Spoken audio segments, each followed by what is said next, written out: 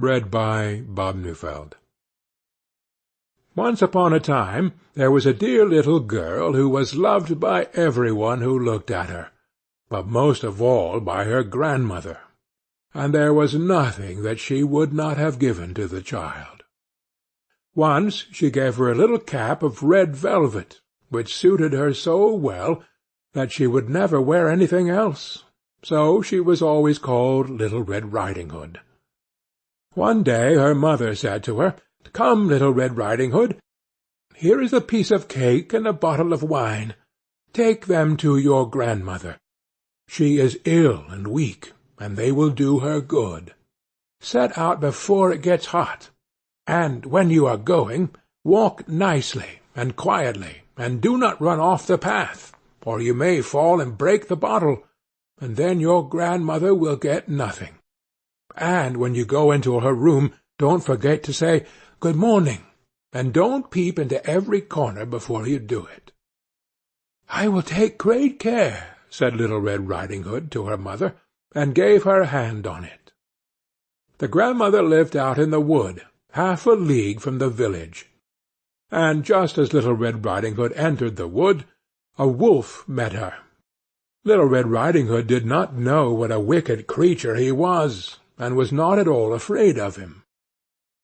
"Good day, Little Red Riding Hood," said he. "Thank you kindly, Wolf." "Whither away so early, Little Red Riding Hood?" "To my grandmother's." "What have you got in your apron?" "Cake and wine.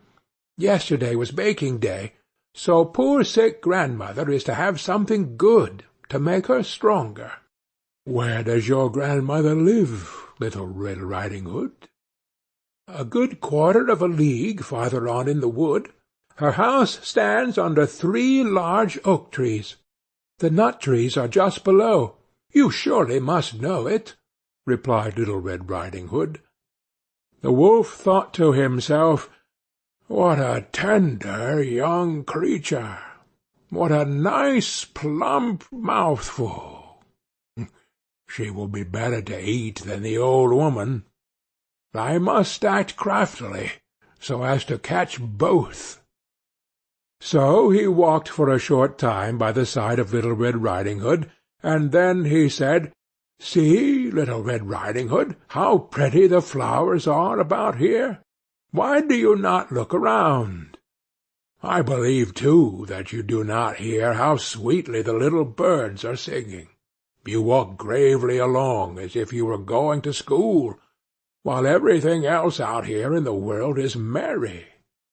Little Red Riding Hood raised her eyes, and when she saw the sunbeams dancing here and there through the trees, and pretty flowers growing everywhere, she thought, "Suppose I take grandmother a fresh nosegay. That would please her too. It is so early in the day that I shall still get there in good time." And so she ran from the path into the wood to look for flowers. And whenever she had picked one, she fancied that she saw a still prettier one farther on, and ran after it, and so got deeper and deeper into the wood. Meanwhile the wolf ran straight to the grandmother's house and knocked at the door. "Who is there?"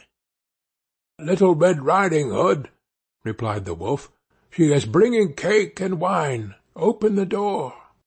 "Lift the latch," cried out the grandmother.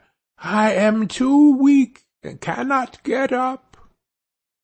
The wolf lifted the latch, the door sprang open, and without saying a word he went straight to the grandmother's bed and devoured her.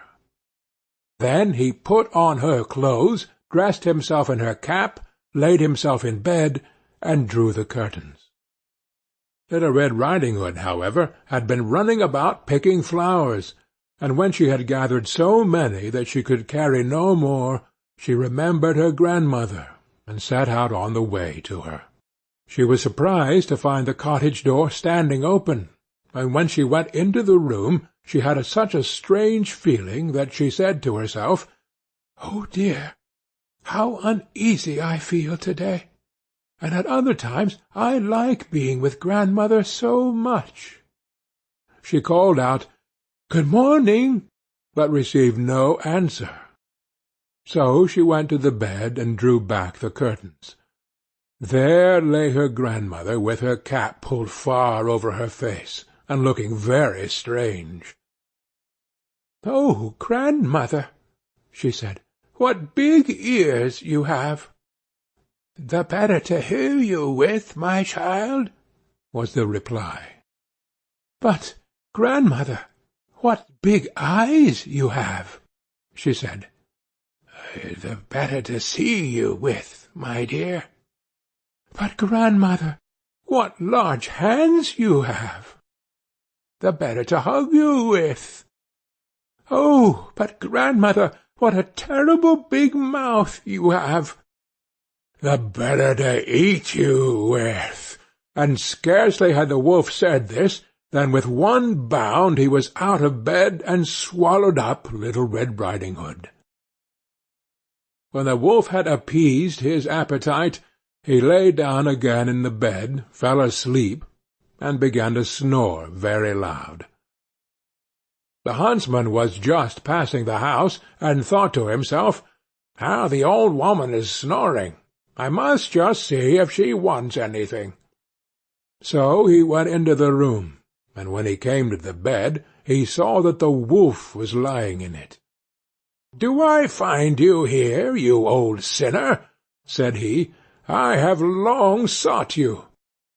Then, just as he was going to fire at him, it occurred to him that the wolf might have devoured the grandmother, and that she might still be saved. So he did not fire, but took a pair of scissors, and began to cut open the stomach of the sleeping wolf.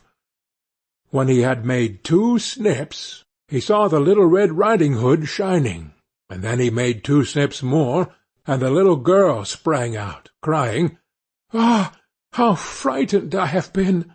How dark it was inside the wolf's!" And after that the aged grandmother came out alive also, but scarcely able to breathe. Little Red Riding Hood, however, quickly fetched great stones with which to fill the wolf's belly, and when he awoke he wanted to run away, but the stones were so heavy that he collapsed at once and fell dead. Then all 3 were delighted. The huntsman drew off the wolf's skin and went home with it. The grandmother ate the cake and drank the wine which Little Red Riding Hood had brought, and revived. But Little Red Riding Hood thought to herself, "As long as I live, I will never by myself leave the path to run into the wood when my mother has forbidden me to do so." It was also related that once, when Little Red Riding Hood was again taking cakes to the old grandmother, another wolf spoke to her, and tried to entice her from the path. Little Red Riding Hood, however, was on her guard, and went straight forward on her way, and told her grandmother that she had met the wolf, and that he had said good morning to her, but with such a wicked look in his eyes, that if they had not been on the public road, she was certain he would have eaten her up. "Well," said the grandmother, "we will shut the door, that he may not come in." Soon afterwards the wolf knocked, and cried, "Open the door, grandmother. I am Little Red Riding Hood, and am bringing you some cakes."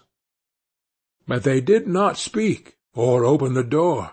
So the greybeard stole twice or thrice around the house, and at last jumped on the roof, intending to wait until Little Riding Hood went home in the evening, and then to steal after her and devour her in the darkness. But the grandmother saw what was in his thoughts. In front of the house was a great stone trough, so she said to the child, "Take the pail, Little Red Riding Hood. I made some sausages yesterday, so carry the water in which I boiled them to the trough." Little Red Riding Hood carried until the great trough was quite full.